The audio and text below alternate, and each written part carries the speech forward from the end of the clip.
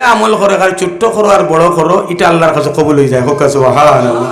আর নিয়ত যদি তাকে বলে না আমি মানুষ দেখাইতাম, নমাজ পড়িতাম মানছে নমাজি হইতা, সৎকা খরাত করতাম মানছে আমারে দানশীল হইতা, হজ করতাম মানছে আমারে হাজি সাহেব হইতা, ইলা আসেন নানি মানুষ আপনারা ইতাত নাই, আমরা ইতা বাইলা মানুষ আছেন বেটা হজ করি আই যে হাজি সাহেব না হইলে গুসা করিলাই, হাজি সাহেব না হইলে বেটা গুসা করিলাই, তার আছে দুনিয়ায় চলে ইলা কারবার। আরো এক বেটায় হয়তো আপনারা আরো শুনছেন, তার বাড়ির সামনে লেখিয়া দিয়েছে নমাজি আব্দুল করিম, যে যায় সে পড়ে নমাজি আব্দুল করিমের বাসায় কান।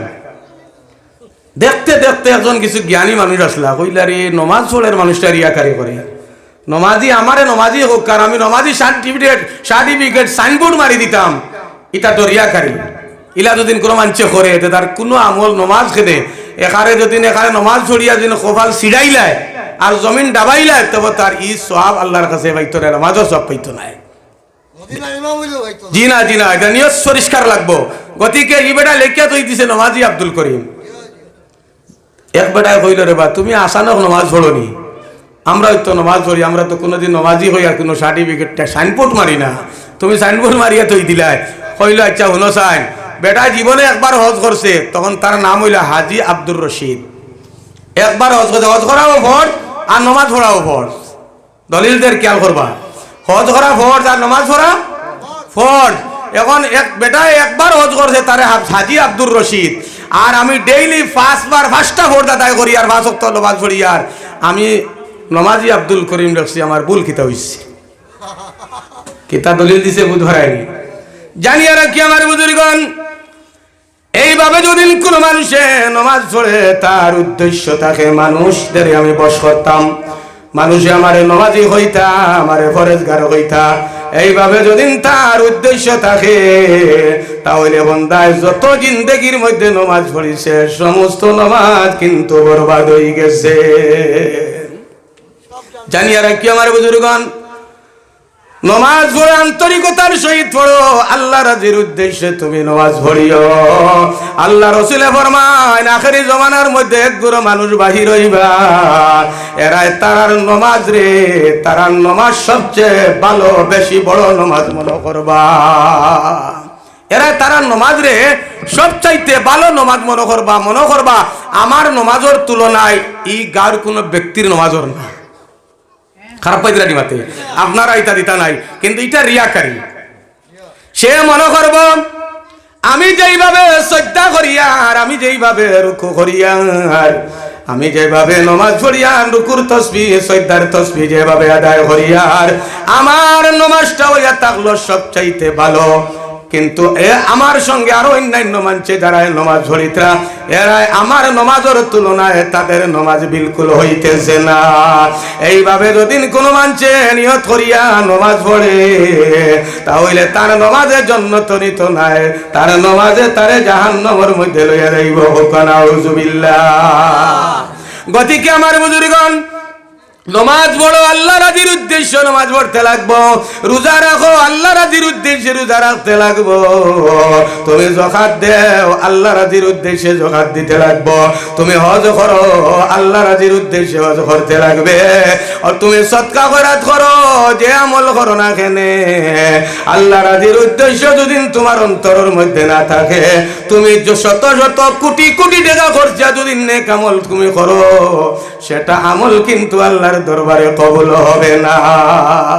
এর কারণে আমার বুজুর্গণ, আমরা এই দুনিয়ার জমিনে আইছি, অস্থায়ী জিন্দেগির মধ্যে আইছি, কিছু দিনের মধ্যে আল্লাহ আমরা দুনিয়ায় দিচ্ছেন।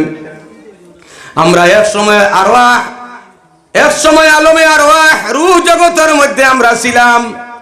আমরা দাদা, আমরা দাদি, মা বাবা, দাদা দাদি, নানা নানি, ভাই বোন, আত্মীয় স্বজন, যত মানুষ এই পৃথিবীর থাকি গুজরিয়া গেছে, যত মানুষ এই পৃথিবীর মধ্যে আছে, যত মানুষ কিয়ামত পর্যন্ত দুনিয়ার জমিন হইবা, প্রত্যেক মানুষ একসঙ্গে রূহ জগতের মধ্যে ছিলাম। সুবহানাল্লাহ। সব আমরা এক জগৎ রূহ জগতের মধ্যে আসলাম একসঙ্গে, কিন্তু আইতে সময় সিরিয়ালে আইছি। পয়লা বাবা, মনে করো বাবা, এর ঘরে ছেলে, এর ঘরে নাতি, এর ঘরে বন্তি, এর ঘরে বজন্তী, জয়ন্তী, সিরিয়াল আছে নানি, কিন্তু যাওয়ার কোনো সিরিয়াল আসেনি। অনেক সময় দেখা যায় বাবার লাশ ছেলে তৈতেছে কবর, আর ছেলের লাশ বাবা কবর তৈতে আছে। অনেক সময় দেখা যায় বড় ভাইয়ের লাশ ছোট ভাইয়ে তোর কোন সময় ছোট ভাইয়ের লাশে বড় ভাইয়ে কবরে তৈতে আছে। আরে আমার বুজুর্গন, একটাবার কবরস্থানের দিকে তুমি লক্ষ্য করো। এখানে আজকের জন্ম থাকি লইয়া 100 বছরের ভিতরের যত বয়স আছে, মনে করো এক দিন, 1 ঘন্টা, 1 সেকেন্ড, 1 মাস, 1 সপ্তাহ, 1 বরস, 10 বরস, 20 বরস, 40, 50, 60, 70, 100 বছরের মানুষ পর্যন্ত কবরভূত আছেন, ঠিক না ঠিক? কিন্তু কোন মানুষ যাওয়ার কোন সিরিয়াল নাই। আরে কোন দিন আল্লাহ ডাক দিবা? আল্লাহ কোরআন শরীফের মধ্যে ঘোষণা করেন, ইযা জাআ আজালুহুম লা ইস্তাখিরুনা সাআতান ওয়া লা ইস্তাকদিমুন। প্রত্যেক মানুষের নির্দিষ্ট একটা সময় আছে। এই সময়, যেই সময় নিকটে আইজিব, বান্দা 1 সেকেন্ড আগে এবং 1 সেকেন্ড বাদে কিন্তু মরবে না। নির্দিষ্ট টাইমে তুমি দুনিয়ায় ছাড়িয়া যাইতে লাগবে। এর কারণে আমি গজল কই, চিরস্থায়ী নয় ওই দুনিয়া, মাত্র কয়দিন রে, দুনিয়া মুসাফিরের দেশ। শীঘ্র সাজ ভাই মুসাফির যাইতায় আপন দেশ। চিরস্থায়ী নয় ওই দুনিয়া, মাত্র কয়দিন রে, দুনিয়া মুসাফিরের দেশ। শীঘ্র সাজ ভাই মুসাফির যাইতায় আপন দেশ। কতই ভাইলায়, কতই খাইলায়, কতই করলায় কেশ। কতই ভাইলায়, কতই খাইলায়, কতই করলায় কেশ। হিসাব লাগাইয়া দেখো সময় তোমার শেষ। হিসাব লাগাইয়া দেখো হায়াত তোমার শেষ। দুনিয়া মুসাফিরের দেশ। শীঘ্র সাজ ভাই মুসাফির যাইতায় আপন দেশ। অদম পাগলের ছিল 5টি টাকা ক্যাশ। অদম পাগলের ছিল 5টি টাকা ক্যাশ। এমন ডাকাইতে ভাইয়া লুটিয়া করলো শেষ। দুনিয়া মুসাফিরের দেশ। শীঘ্র সাজ ভাই মুসাফির যাইতায় আপন দেশ। চিরস্থায়ী নয় ওই দুনিয়া, মাত্র কয়দিন রেশ। দুনিয়া মুসাফিরের দেশ। শীঘ্র সাজ ভাই মুসাফির যাইতায় আপন দেশ। শীঘ্র সাজ ভাই মুসাফির যাইতায় আপন দেশ। প্রত্যেক মানুষের নির্ধারিত একটা সময় আছে। এই সময় আবার পরে কেউ টানিয়া জমিনও রাখতে পারবে না। এখানে বিশ্বাস আসেনি? এই পৃথিবীর জমিন জাতি, ধর্ম, বর্ণ নির্বিশেষে প্রত্যেক ধর্মাবলম্বী মানুষ আছেন। দেখ ভাই আমার বুজুর্গণ, অনেক মানুষ আছেন, এরা একদল মানুষ আছেন আল্লাহ মানুন, আর একদল মানুষ আছেন এক আল্লাহ বলিয়া কোনো সময় স্বীকার করেন না। আছেন না? একদল মানুষ এই পৃথিবীর জমিনে আছেন, এরা রসুল মানে, নবী মানে, কিন্তু আর একদল মানুষ আছেন এরা নবীও মানে না, রসুলও মানে না, ঠিক না ঠিক? একদল মানুষ এই পৃথিবীর মধ্যে আছেন, এরা কি করে অলি অকল মানুন, কিন্তু একদল মানুষ আর আছেন এরা অলি অকল মানুন না, ঠিক না ঠিক?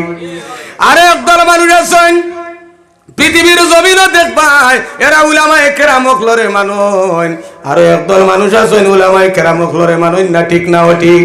কিন্তু বোঝা যায় আমার বুজুর্গের প্রত্যেক জিনিসের মধ্যে মতবাদ আছে, প্রত্যেক জিনিসের মধ্যে কিন্তু একতলাফ আছে, প্রত্যেক জিনিসের মধ্যে দুই পার্টি মানুষ আছেন, একদল মান্যওয়ালা আর একদল থাকলা না মান্যওয়ালা। কিন্তু আজ দিন পর্যন্ত ইলা কোনো মানুষ, জাতি, ধর্ম, বর্ণ নির্বিশেষে ইলা কোনো মানুষ পাওয়া গেছে না সে ইকান অস্বীকার করি লাইছে যে আমি জীবনে মরতাম না। ইকান কেউ অস্বীকার করেনি। এখানে সর্ববদল ধর্মাবলম্বী মানছে হন বলেন, আরে বা একদিন তো আমরা মরতে লাগবে। ইকান সবে কিন্তু মানে আর যে সাতা মানলে মানুক না মানলে নাই কিন্তু মরবো ইকান সবে মানে হক্কা সুবহানাল্লাহ। আমার বিষয় দিছে মৌত থাকি লইয়া কবর আর কবর থাকি লইয়া হাসর পর্যন্ত তোলা বয়ান করতাম। আমি আমার বাইরে কইলাম বাড়িতে তোলা ফোনও কইলি তাতে আরো সুবিধা হইল।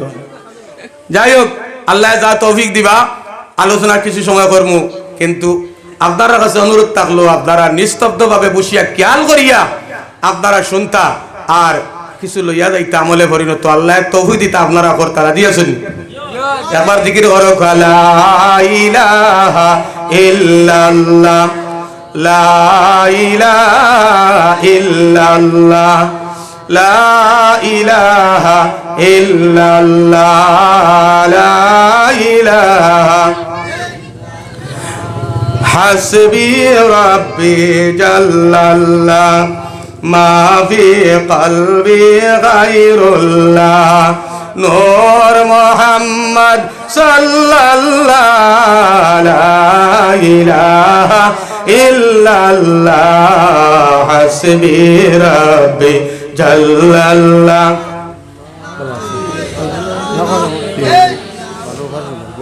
নূর মুহাম্মদ সাল্লাল্লাহু লা ইলাহা ইল্লাল্লাহ সুবহানাল্লাহ walhamdulillah wala ilaha illallah la ilaha illallah muhammadur rasulullah sallallahu alaihi wasallam। তে আমরা এর সঙ্গে রূহ জগতের মধ্যে ছিলাম, কিন্তু আমার বুজুর্গণ রূহ জগতের মধ্যে জাতি ধর্ম বর্ণ সর্বধর্ম অবলম্বী মানুষ রূহ জগতের মধ্যে, কিন্তু আমরা মুমিন ছিলাম হক্কা সুবহানাল্লাহ। আল্লাহ রূহ জগতের মধ্যে আমরা থাকি ওয়াদা দিছেন কি ইমানের ওয়াদা দিছেন হক্কা সুবহানাল্লাহ। আল্লাহ জানাই দিলা রূহ জগতের মধ্যে আমরা কইলা ও আমার বান্দা হল আলাস্তু বিরাব্বিকুম আমি তোমার তানর আল্লাহ নাইনি রব নাইনি। আল্লাহ রূহ জগত আমরা বস্ত করছেন কিতা বস্ত আলাস্তু বিরাব্বিকুম আল্লাহ কতরা আমি তোমার তানর রব নাইনি। মাতিকান বুঝছেন নি? এক বাক্যে একসঙ্গে আমরা উত্তর দিছি ক্বালু বালা তুমি নিশ্চয় তুমি আল্লাহ আমরা রব হক্কা সুবহানাল্লাহ। যে মানছে এক আল্লাহ বলিয়া রূহ জগতের মধ্যে বিশ্বাস করি লাইছে এই ব্যক্তি রূহ জগতের মধ্যে মুমিন ছিল হক্কা সুবহানাল্লাহ। যেই সময় দুনিয়ার মধ্যে আমরা আইছি মুসলমানের ঘরে যেই সময় কোনো বাচ্চা জন্ম নয় তখন মুসলমান হয়। আমি কোন ধর্মের উপর কটাক্ষ করিয়ান না, যেহেতু আমরা ধর্মে যেগুলা বলতেছে তা আমি হইতেছি। কোন হিন্দুর ঘরে যদি কোন বাচ্চা জন্মলে তাহলে এই বাচ্চা বালিগ হওয়ার আগ পর্যন্ত আমরার শরীয়তে করে সে মুসলমান তাকে হক্কা সুবহানাল্লাহ। কি কারণে মুসলমান তাকে? কারণ রূহ জগতের মধ্যে সে এক আল্লাহ বলিয়া বিশ্বাস করিয়া আইছে হক্কা সুবহানাল্লাহ। দেখুন আমার বুজুর্গণ একটা ছোট বাচ্চা যেই সময় আমার ঘর মুসলমানের বাইরে গরব মহিলা মার ঘর যেই সময় জন্ম লয় ছোট বাচ্চারে তারা ধর্ম অনুযায়ী কোন সময় তারা গন্দি জ্বালাইয়া দাহ করে না, করেনি? তারা কি করে? তারা মাটি দে, কারণ তারা বুঝে জন্ম থাকি লইয়া বালিগ হওয়ার আগ পর্যন্ত সে মুসলমান, আর মুসলমানের ধর্ম হইল জ্বালানি কিন্তু জায়েজ নাই। গতিকে আমার বুজুর্গণ মা যদি মুসলমান থাকেন বাবা যদি মুসলমান থাকেন ছেলে জন্মর পরে যেই সময় বালিগ হয় তখন সে মুসলমান হয়। যদি হিন্দু থাকেন তাহলে হিন্দু ধর্মাবলম্বী হিন্দু ধর্ম গ্রহণ করিয়া হিন্দু আপনার সেই বাচ্চা হইতে থাকে।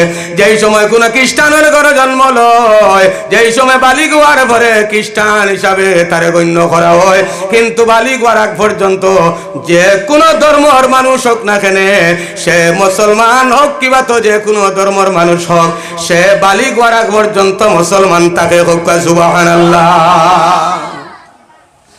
যাই হোক আমার বুজুর্গণ আমরা রু জগতের মধ্যে আল্লাহ বলিয়া বিশ্বাস করি লাইছি, আমরা রু জগতের মধ্যে মুমিন, এখনো আমরা মুমিন, আমরা কবর যাইতাম মুমিন অবস্থায়, কাইলা হাসরের ময়দানও আল্লাহ মুমিন হিসাবে আমরা রে পরিচয় দিয়া আল্লাহ রাব্বুল আলামিন আমরা রে জান্নাত লাভ করতা হোক, আল্লাহুম্মা আমিন। তে দেখা যায় আমার বুজুর্গণ রু জগৎ আমরা শেষ হয়ে গেছে, এরপরে আরেকটা জগৎ যেটার নাম হইল আলমে আরহাম, আর রেহেমর জগৎ, গর্বের জগৎ। আমরা এই জায়গার মধ্যে যত মানুষ বসিয়া আছি প্রত্যেক মানুষ একদিন মার গর্বের মধ্যে ছিলাম, সেটাও কিন্তু নির্দিষ্ট সময় আসলাম, কেউ 10 মাস 10 দিন, কেউ 9 মাস 10 দিন, কেউ 8 মাস 9 মাস, কিবা তো 10 মাস, লাস্ট 10 মাস 10 দিন পর্যন্ত আমরা গর্বের মধ্যে ছিলাম। সেই গর্বের জগৎ আমরা শেষ হয়ে গেছে, ঠিক না ঠিক? মা বাবার মাধ্যমে আমরা দুনিয়ার জমিন আইছি। আরে আমার বুজুর্গণ, আমরা এখন আলমে দুনিয়ার জগতের মধ্যে আছি, এই দুনিয়ার জগতে একদিন আমরা শেষ হয়ে যাব, বিশ্বাস আছে নানি?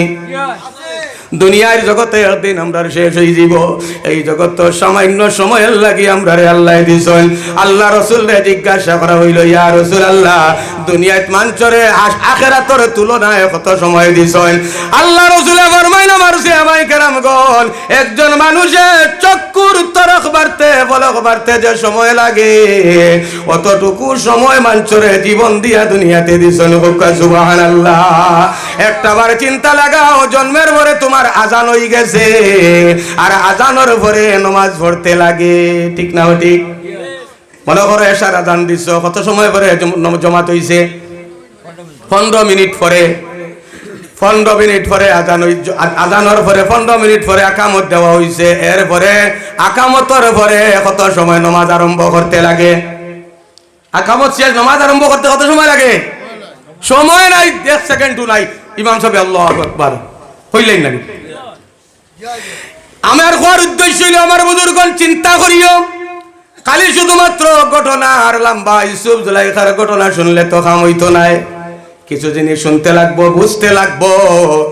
আমরা যে কি করি, জন্ম হয়ে গেছে, আমরা আজান হয়ে গেছে, আজানার পরে আকামতের মধ্যে 15 মিনিট, এই সময় তো আপনার কাছে গিয়া, কারণ আকামত তো আমরা রয়ে গেছে, হয়েছে না?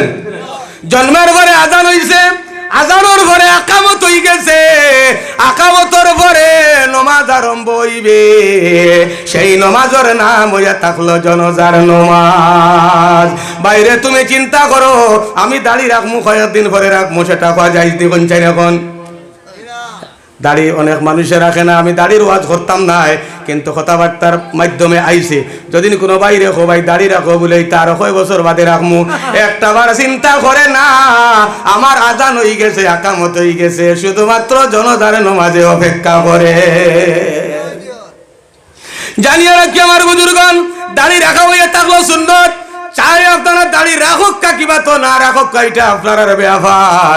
আলিম অখলর ব্যাপার হইল আপনারা সজাগ করে দেওয়া, আর যদি আপনারা আমল করেন তাহলে ভালো কথা, আপনার উপকৃত হইলে আমরাও হইলাম, যদি আমল করেন না আপনার আমল আপনার কাছে, কিন্তু আল্লাহ কিয়ামতের দিন ও মাওলানা সাহেব দাড়ি সম্পর্কে কিছু মানুষের হইলাই না কেন, সেই কথা তো আল্লাহ জিজ্ঞাসা করতো না, করবনি?